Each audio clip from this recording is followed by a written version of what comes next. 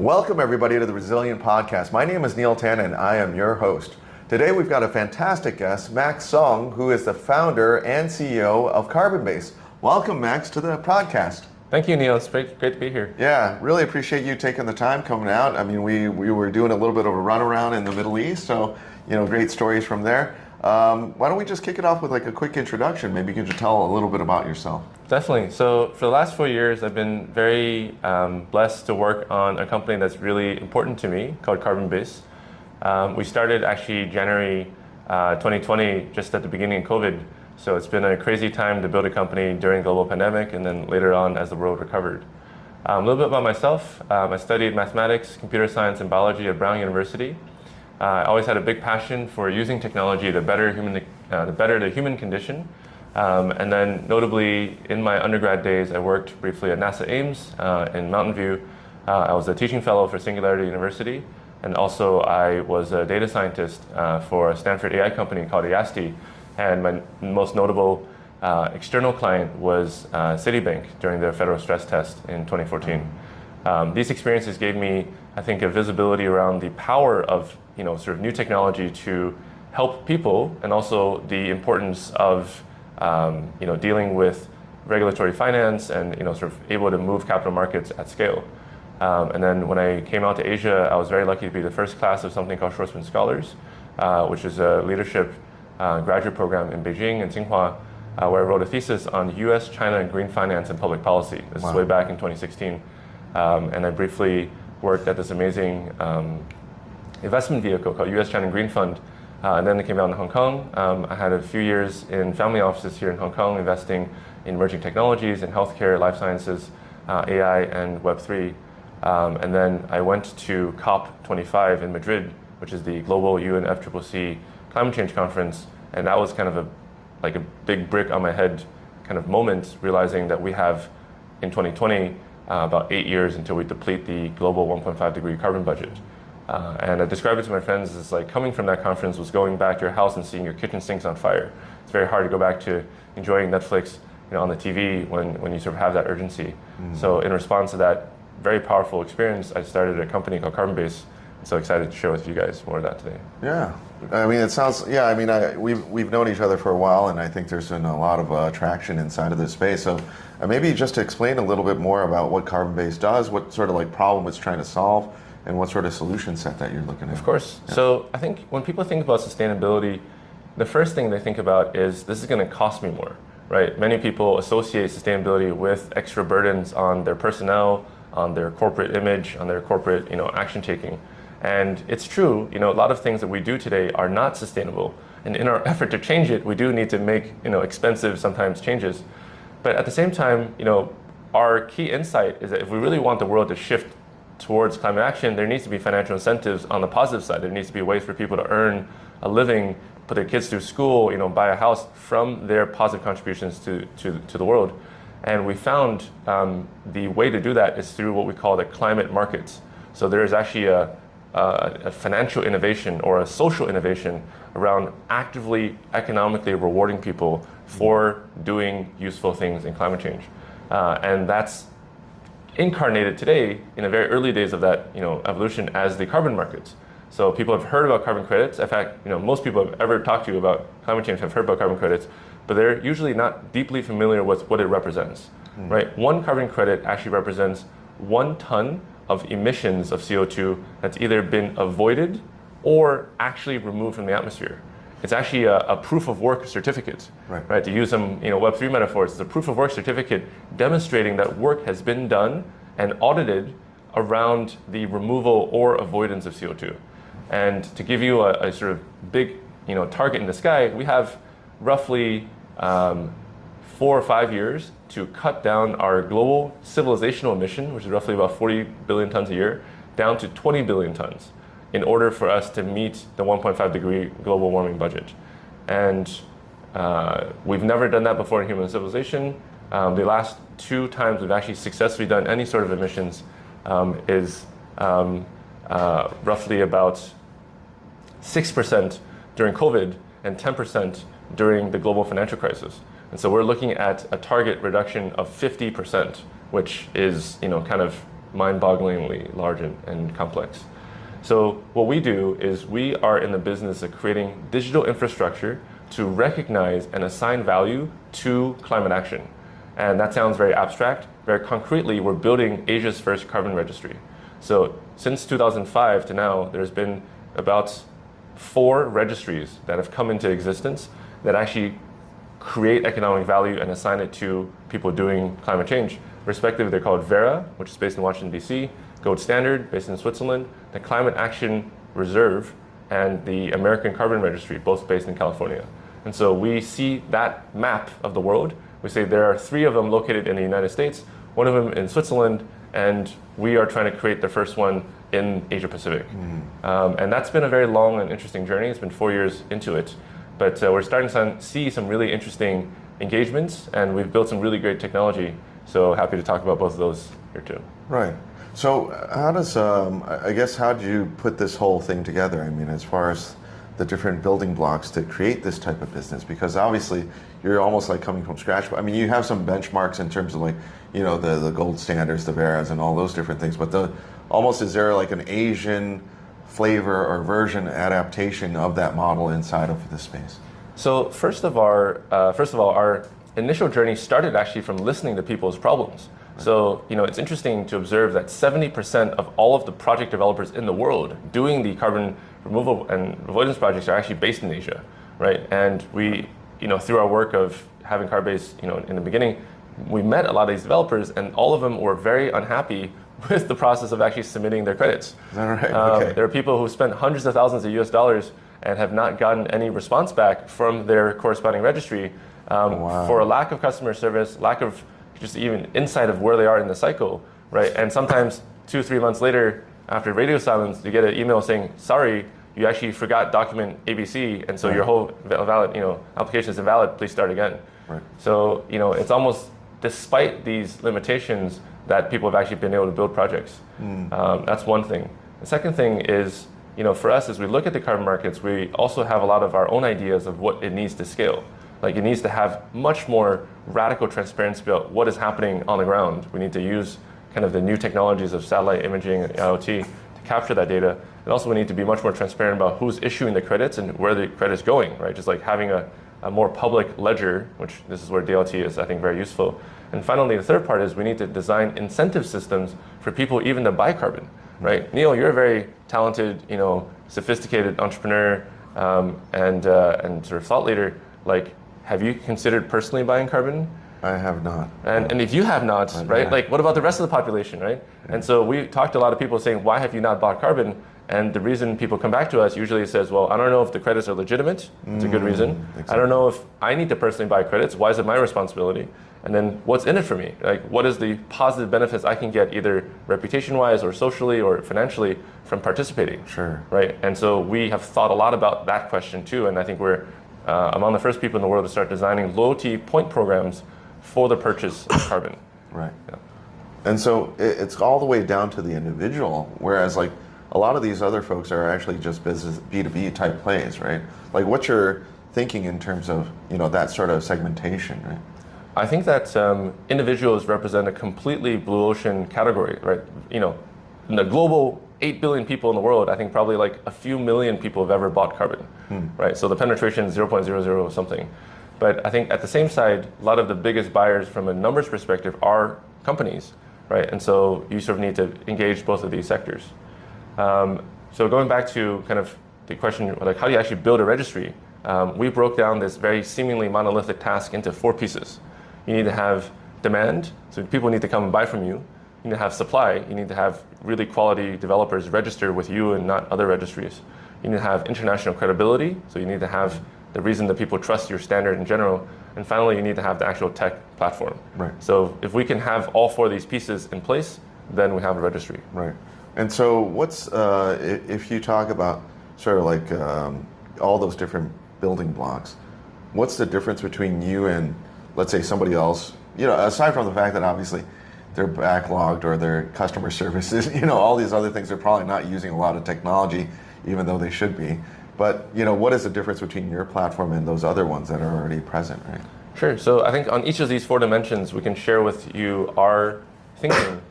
So for the international credibility, this is very key for us, right? We are a newcomer. We recognize that we're younger. You know, I'm personally younger than maybe some of the other CEOs of the other registries. Like half the age. Half the age. No, I'm kidding. But you know, to that point, you know, in Hong Kong, as we talked about in the beginning, like you know, I've been very lucky to be on the board of a new digital bank in Hong Kong for the last 4 years. Right. As the youngest, you know, one of the youngest board directors in Hong Kong banking history ever. Right. And seeing, you know, the team be able to build a bank from scratch to now having billions of Hong Kong dollars in deposits is a very powerful experience. Right. And some of our desire to build a digital native registry comes from seeing people build a digital native bank. Sure. Because the things that you think would cost a lot of money and time in the traditional bank, we can actually do for free or at 1/50th the cost if we actually re-architect it using 21st century tech. Right. And so similarly, a lot of things that are inefficient in traditional registry processes can be completely rethought, right, if we just start with better tools.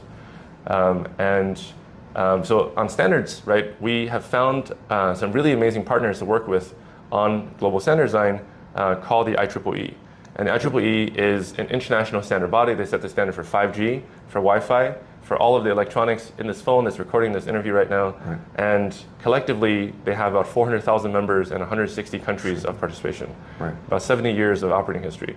Compared to IEEE, the existing registries, which have been around for 17, 18 years, are essentially newer to the standard game, right? They are, for the carbon world, they are the Olympus, the gods that determine whether or not project developers live and die. Right. But in the Olympus of standards, they're just the newest god, Sure. you know, that came into the scene. You know, Right. There's people who've been there much, much longer. So we are actually running the first ever standard under the IEEE umbrella around carbon measurement, project, you know, evaluation, and screening.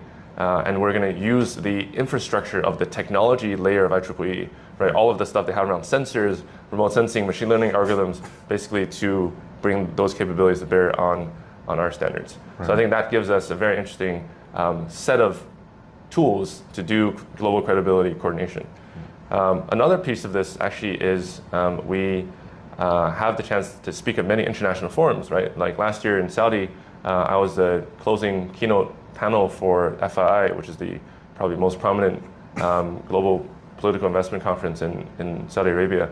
And then earlier this year, after our delegation, I spoke at Boao as well. So I think in those conversations, I'm the only person I can see talking about climate markets, right? Vera and Gold are not even actually at these conferences. Well, they don't have to advertise, but no, I'm kidding. I mean, but you know, their markets are so small. Like the global carbon markets today are probably less than $15 billion.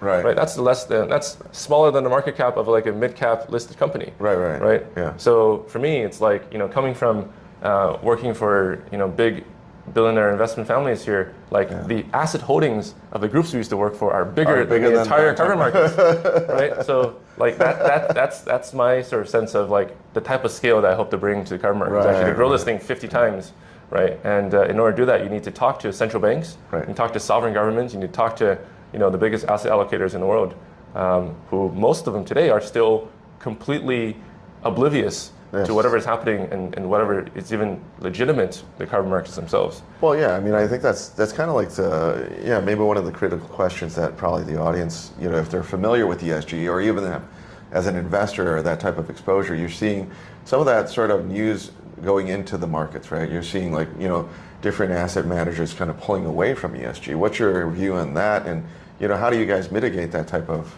downturn, if you will, right? So I would say there's a lot of things to unpack about the sort of market perception of ESG. Right? There's ESG in the form of a listed secondary market fund, right, which is usually ETF, right, which is a composite of just companies, right, and that performance lives and dies by the performance of those companies. During COVID, there was a small kind of like hype cycle around these ETFs for ESG being like more performant than their counterparties, and that kind of market performance has disappeared, and so there's some sort of pullback there. That to me is like largely outside of what we're That's way downstream. Yeah, and I would say that there's a lot of questions of whether or not those particular companies included in the indices actually are ESG relevant. Right. We have oil companies in there. Right. We have fossil fuel companies. Really? We have Well, maybe that's why people got companies that have been very successful in getting a very high ESG score despite being very much entrenched in the traditional business. Sure. Right, and so they just had wonderful consultants that got them into the rating index. Right. Right. That to me is like largely something else. Right. To me, what I'm really excited about is actually the consideration that governments have about the massive cost they're about to bear. Sure. Because their agriculture is going to fail, their housing is going to fail, their water system is going to fail, their power grids are going to fail. And so their ability to support life for their citizens is going to be under severe threat in the next 10 to 20 years. And as a result, they're willing to invest in the future. Sure. Right? They need to get their act together basically to prepare for the coming climate disasters that are just going to happen much more frequently. So in some ways, I think the business argument is much more around, it's going to be much more expensive to live unless we do something now, right? Sure. And so people who have that long-term mindset, insurance companies, pension funds, and sovereign wealth are actively mobilizing the last 2.5 years after COVID. Like, this is an untalked about story, right? People don't see the tsunami of capital that's now becoming sort of targeted in their investment category because they need to prepare for the massive cost of climate change. That's right. And what we're very excited to do with our platform is actually to help quantify the ongoing value of either industrial innovation that saves sort of carbon emissions, or take stock of the natural capital. Right? The WEF published an amazing report recently saying the value of the natural capital in the world that's unaccounted for is roughly $130 trillion. Right? These are trillions of dollars, right? Not even billions of dollars. Right. And when I sort of shared some of this news on my LinkedIn, some very seasoned asset manager in the Scandinavian region said, actually, this number is a completely lowball estimate because the global GDP is only is 100 trillion. So there's no way that the entire value of nature is only 1 year's worth of global GDP. It probably is 50 to 100 years of global GDP. So we take 100 trillion, we multiply it by 100, and that's probably, what is that, $13,000 trillion, right? And none of it is available on balance sheets today. Sure. So what we hope to do at CarbonBase actually is to take that value and bring it on to the visible balance sheet of the financial ledgers of the planet. Right. And so that's why I think this is going to be really interesting. Yeah. It's just, all the hurdles inside of it, right? I mean, you got the validation of those different types of projects, getting those certified, getting continuous monitoring of those different projects and those different things.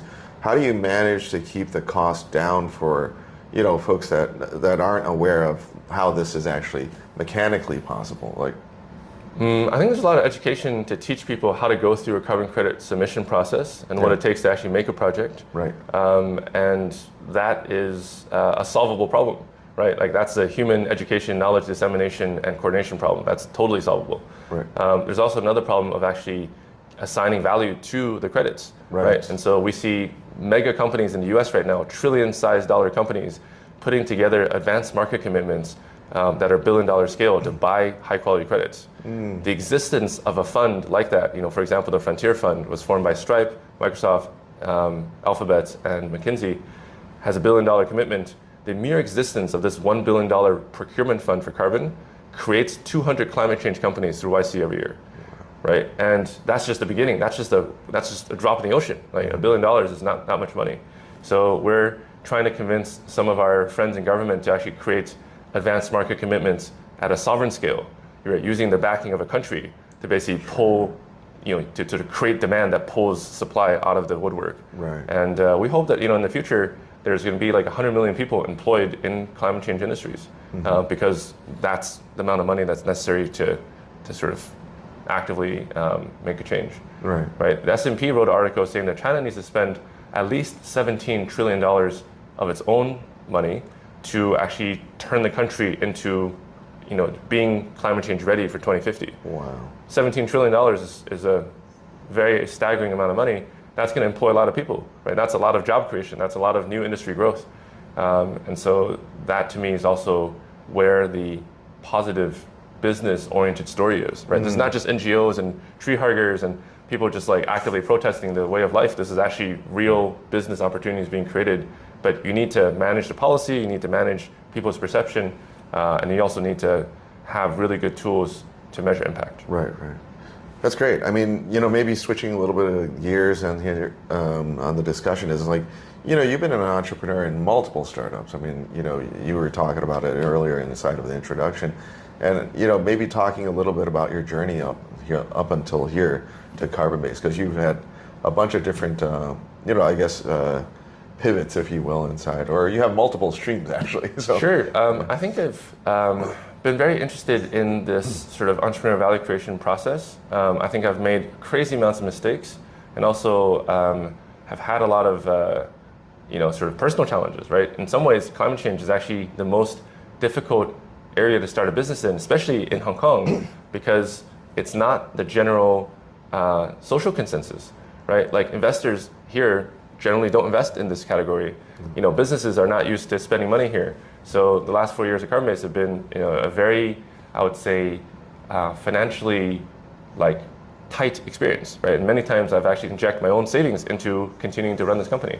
I think the beautiful side of that is that it's given me a lot of chances to grow as a person, grow in my own kind of emotion and psychological experience management, grow as a sort of entrepreneur in terms of hiring people and managing a team and finding the right people who can work on this project and sustain that, navigating complex business relationships with people who either wanted to be business partners or had their own companies, and ways to sort of collaborate without losing our sense of DNA and also without infringing on their sort of dreams and capabilities. There's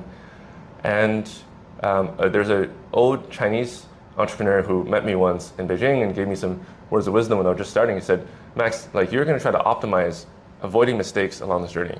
And I want to tell you that in advance, I want to tell you that every single mistake that's going to feel like this is the end for you is inevitable.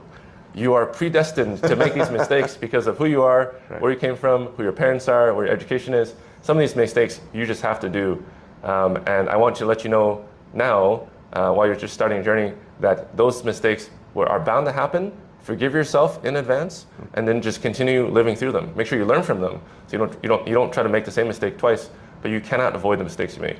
And when I started, I was like, that's very scary. I'm gonna try to do as much as I can avoid it. Destiny. And now I'm very much in a destiny mindset.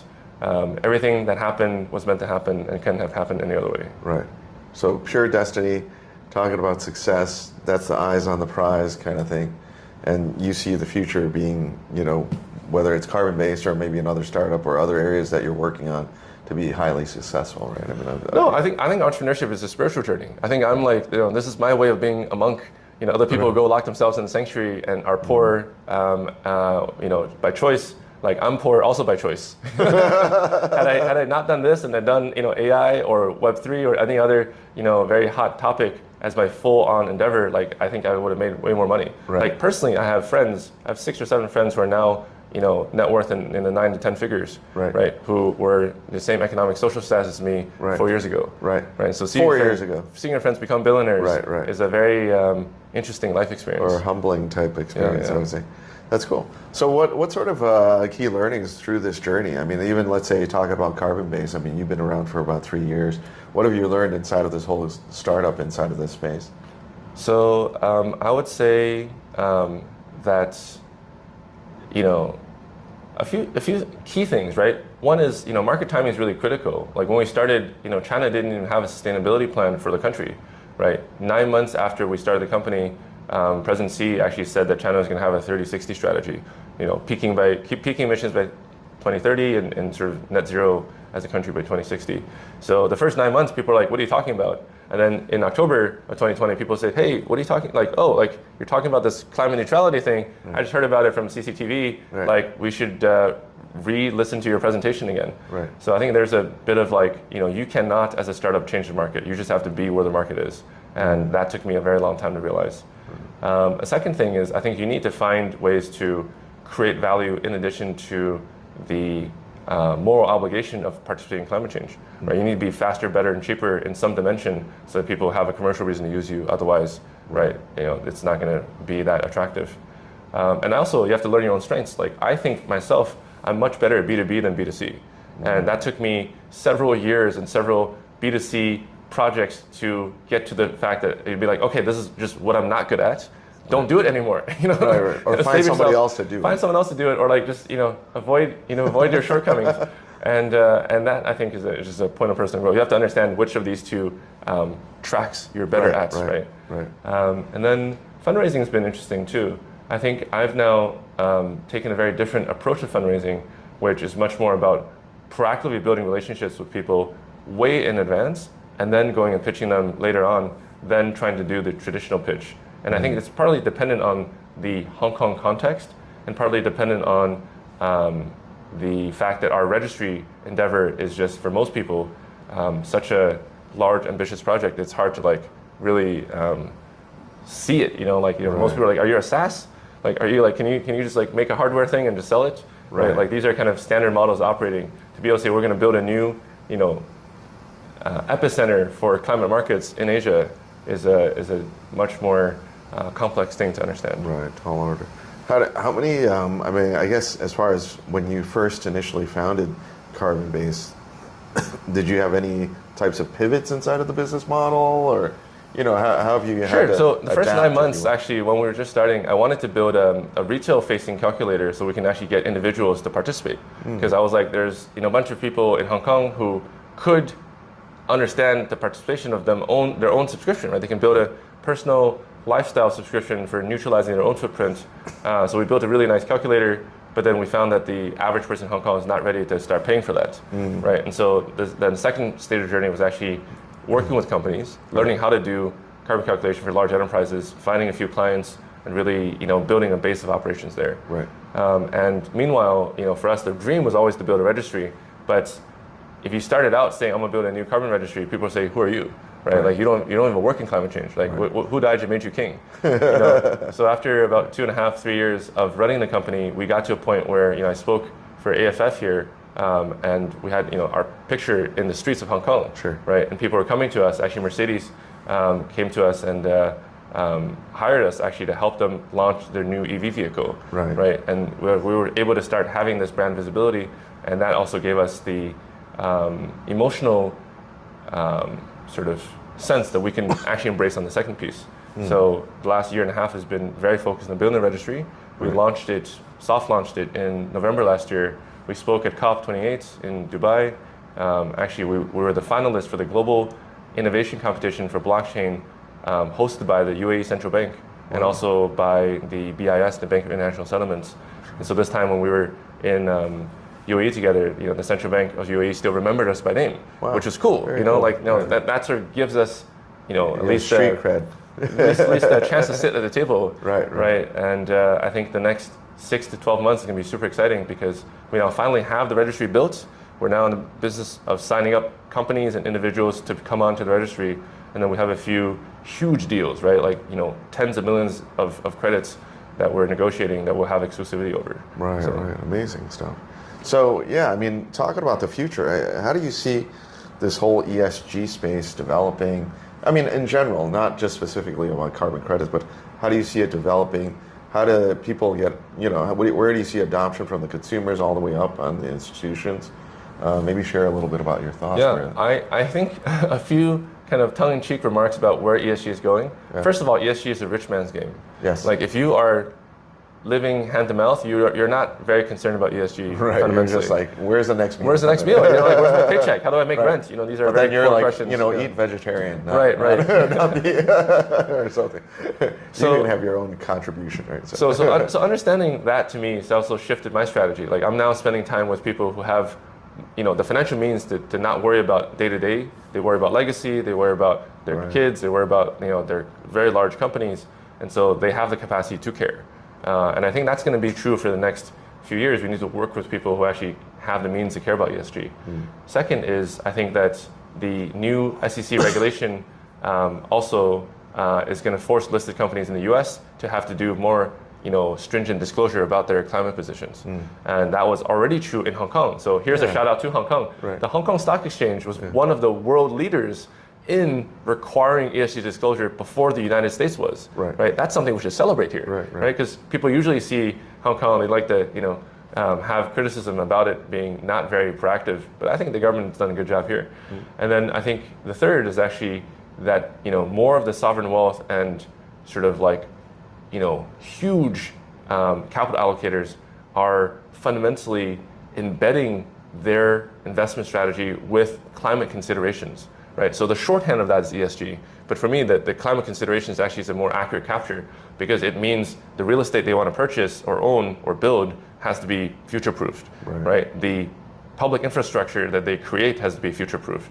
The healthcare delivery system has to be future-proofed, right? The financial system has to be future-proofed. And so all of those future-proofing is going to require massive changes of how business is done, whether people like it or not, right? Yes. And I think that gives me confidence that there's going to be substantial business opportunities here. When you look at that type of business opportunity or business models, like, do you see an evolution outside of this carbon credit sort of system? And where do you see that going? Like, other ways to do that, right? I think the simplest mindset change I can articulate is actually saying, most people are saying, like, we need to save the planet.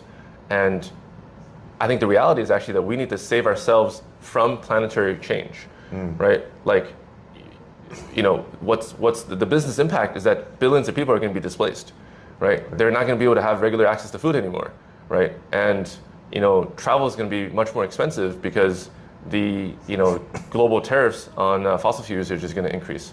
And so these things are, to me, almost inevitabilities, right? And that's a different prospect of what it means to do business than care about the climate because it's good for you, right? Or like be altruistic, right? Or like have a moral compass, which are sort of reliant on the sort of relatively unreliable aspect of human charity, right? Here it's like there's very hard requirements, like how much are you going to pay for water when water is going to be rationed? Right. You'll pay $100 a bottle of water, right? Like that's if you are a water producer, you're going to make a lot of money. If you're not having good access to water, you're going to your business is done. It's bankrupt. Right. Yeah. Where does CarbonBase go beyond the carbon registry area? Like what other sort of business models, I guess, like consider like engineering or procurement or whatever, like EPC or what sort of areas are you thinking in about? Saudi and in mostly in Saudi, like we've met a few friends who are going to be building or participating in the mega builds of the kingdom. Right.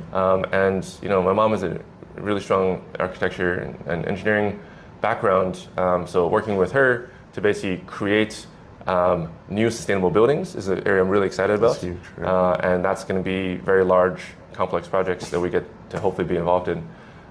Finance is also something I'm really excited about.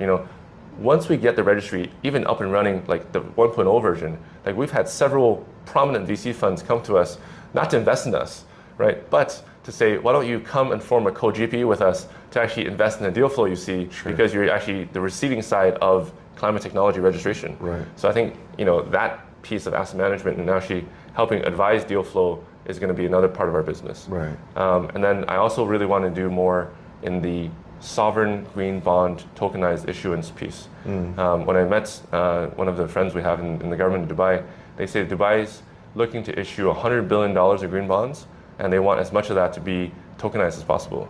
And that's a top-down directive from the the ruling family. Right. So like usually like what that means, like China, is that stuff can get done. Right. And so we want to be part of that very ambitious mandate as well. Yeah. If you look at Hong Kong, I mean, that's one of the ambitions for Hong Kong, right? Is like, we want to be a, ESG center. We've got to do more green bonds, blue bonds. We want to do more tokenization. How realistic do you think this is? I mean, where you're coming from, you're inside of the industry and so forth. Like, what's your view and how long will it take? I mean, ASAP, like, this is another place where incentives are very aligned, right? The issuers need the capital because they need to invest a lot of it to either retool their infrastructure or to build better infrastructure for themselves. Dubai just had a crazy rain, right? A 1 year's worth of rain in one day, and the city was incapacitated. Like, if that happens 4 times a year, like, business is going to be severely disrupted, right? They need to invest in their water treatment infra. So that's source of where the money's going to go, right? So they need to raise the money to do that, and that's a green bond project. Right. Right. At the same time, I was saying earlier, the biggest asset allocators, the pension funds and people, they want to invest in stuff that's earmarked green. And so that's the sort of linkage that is happening. Understand. Cool. How do people, I guess, as far as like businesses or even individuals participate, using the platform, or how do they interact with you guys? So one of the big mindset changes we've had about our platform. So CarbonBase is our company, and the platform is called Global Climate Registry, GCR. Is that GCR is not only useful for people who are already on their journey of trying to make carbon credits or buy them, but actually we want to have GCR become kind of like a green LinkedIn. Right. We want people from all different types of companies to come and have an account with us, and then through the platform to meet each other and to understand the impact of climate change for their business. Right. So we've signed up about 20 companies already in the last month, right? From fitness companies to food companies to restaurants to consulting companies, NGOs. We're actually broadly expanding our mandate, because not everyone that comes and makes an account in GCR needs to buy carbon, or are they suitable to make carbon. But we do believe that climate change is going to be relevant for every single company out there, right? And so this is an open invitation. It's a public, free chance to have a profile. Once you have a profile, once you're part of our ecosystem, we're also going to be facilitating business matching and sort of deal making through the platform. So there's a few announcements we'll make probably next week about businesses that landed deals with each other because of being part of GCR, right? And I think that's also our mindset of like, we're not only building a standard, we're building a ecosystem, right? And as much value that we can create for the members of our ecosystem, the more that they'll go and tell their friends that this is a positive thing for them to participate in. So for all the members of your amazing listener group, and also for yourself, you guys are very much invited to come and be part of this. That's cool. And if you do, then I will take it, my personal responsibility to make sure that you get economic value from it. Yeah. Absolutely. And so probably last question, because connected to that, we were talking a little bit about it, like the use of Web3, the use of AI inside of your platform, and how are you incorporating those types of technology? Totally. So let's talk about AI for a second, because I used to be a data scientist. I wrote my own neural networks. We had a lot of fun writing machine learning code. Like the very simple fact that you can take large pieces of text and put it through an AI and make sense of it is transformative for our industry, for the climate industry. Because the form of submission of documents today is 200-page PDFs that are locked away. These data that people submit in the traditional submission process for climate action projects are in PDFs that are not machine readable. So some human being, some poor schmuck has to sit there and read 5 hours of one application. No wonder it takes 2-3 months to even get a response back, right? Like this is like grading homework at scale. So what we're going to do is we have digitized the entire input process. All of the data that comes into our platform is machine readable from day one. And then obviously we're going to feed it into LLMs so that we can actually have very intelligent first pass of assessment, right? And only after an AI has touched it will we have a human touch it, right? That's a very simple discipline that I think is going to change the process entirely. So that's one, right? The second one is, parallel to our work on the carbon side, we also have tried it out and found it very effective of reading and digesting listed company ESG reports using LLMs, right? And I think that might even be a whole separate business line by just churning through hundreds of pages of reports and creating summarized readings for investment firms and PE, guys. So that's another exciting thing that we've built and we're now trying to bring to market. So that's one. And then on the blockchain and Web3 side, we work with the Hedera blockchain, which is probably one of the world's leading enterprise-grade blockchains, of having just almost 30 large listed companies as their core validators. And we create a digital identity for every single company and individual who come to have our platform. So without them having to even spend time and money learning about it, they are now on the blockchain. And then on the back end, every time they submit a project for verification registration, we encode that on chain. And in some ways that is going to make the accountability of these carbon projects way more visible. So if you come and you lie to us, like your lie will be available for your grandkids to see. Completely transparent. In the future. Visible on the chain. And then the final part, which is the part where it's very positive, right? It's the encouragement as opposed to a penalty, is that because our credits are going to be recorded on chain, like we get to have our carbon credits participate as the same type of instrument as Bitcoin, Ethereum, and the $2.5 trillion digital asset economy. Right. Going back to the size of the carbon economy, that's still like generously, it's $15 billion. Right. That's less than the market cap of any of the top 30 coins. Yeah. So we are very excited about creating many powerful DeFi-like incentive structures to basically make the purchase of carbon credits very economically exciting for participants. Awesome. Hey Max, I mean, it's been great having you on the show. Continued success. I mean, obviously a lot of things going on at the same time, but keep us posted, and wishing you all the best. Thanks a lot. Thank you so much, Neil. Thanks. Yeah. Really appreciate it. Yeah. Cool.